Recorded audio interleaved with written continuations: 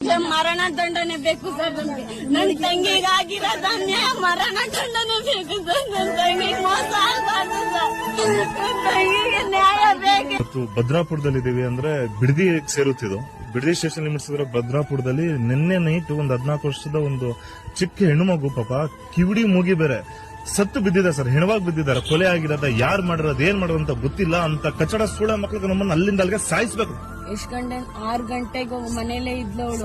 ಸಾಯಂಕಾಲ ಇದ್ಲು. ಫಂಕ್ಷನ್ಗೆಲ್ಲ ಹೋಗ್ ಬಂದ್ಲು. ಆಮೇಲೆ ಈ ಕಡೆ ಸೈಡಿಗೆ ಆಟ ಆಡ್ಕೊಳಮ್ಮ ಅಂತ ಹುಡ್ಗಿರ್ ಜೊತೆನೆ ಬಂದ್ಲು. ನಾನು ನೋಡ್ದೆ.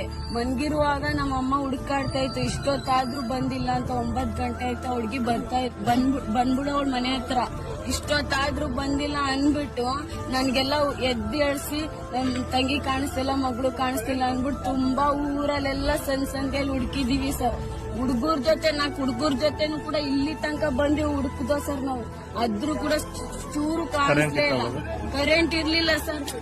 ಅಲ್ಲಿ ತನಕ ಬಂದಿದ್ರು ಕೂಡ ಕರೆಂಟ್ ಇರ್ಲಿಲ್ಲ. ಕರೆಂಟ್ ಹೊಡೆದೋಯ್ತು ಆ ಟೈಮಲ್ಲಿ.